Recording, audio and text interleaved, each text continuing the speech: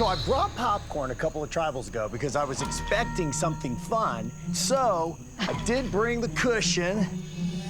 And tonight, I didn't have popcorn, so I brought some licorice.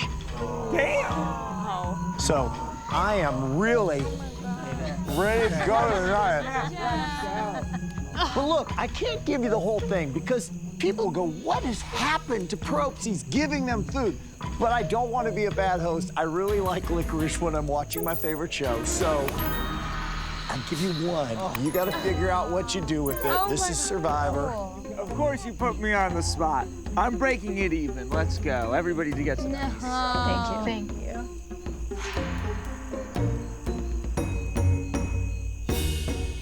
All right. A new taste that's not coconut. Thanks, Jeff. Thanks, Jeff. That's pretty good. I can eat licorice. Yeah, thank you. All right, so let's start with one of the craziest challenges. At any given point, any one of you could have won it. Maria, you win, and you get to bring 2 people. It's the longest time we've ever spent deciding who to bring. So how did that go? The first decision for me was really easy, but then you have to start weighing, like, am I fueling my competition? Am I fueling my alliance? Am I feeding people who are malnourished? Like, how do I make this decision? And I had to give Q a chance, and I wanted to give Liz a chance, and I said, let's rock, paper, scissors, because I can't make this choice. Venus, you were clearly upset that you weren't chosen. It's one thing to decide who you're going to take with on a reward, but to start off by saying, you know, I really want to choose someone who is physically weak and really needs this reward health-wise, and then put on this farce to ultimately choose the most well-fed, fittest guy here. It kind of felt like a punch in the gut. It kind of felt cruel, you know? An act and a farce that's to me like daggers. That was the hardest decision I had to make today. So if she can stand there and say that was an act and that was a farce, I'd love for her to take that spot and make the decision herself. I wouldn't have prefaced the decision with that kind of comment. I would have just made my decision and just been content with it. But, Jeff, if Venus would have won the reward, she wouldn't have taken No way. Maria. No She way. wouldn't have taken me. You know what I'm saying? We'll never know. So, we know. Trust We me. don't know. Okay. You can't sit there and say, well, Venus never would have picked me, because you don't know. So, and that's a fact. Wow. Charlie, what's your take? So I think the big theme of this pizza reward is really decisions. And no decision in Survivor weighs as much as who we are voting out at any given tribal council. So you're thinking about who are you putting on the jury? Who are you leaving in the game to work with you?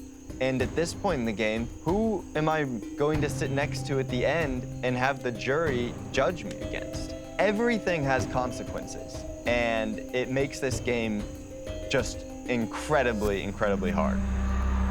Kenzie, let's talk about blindsides.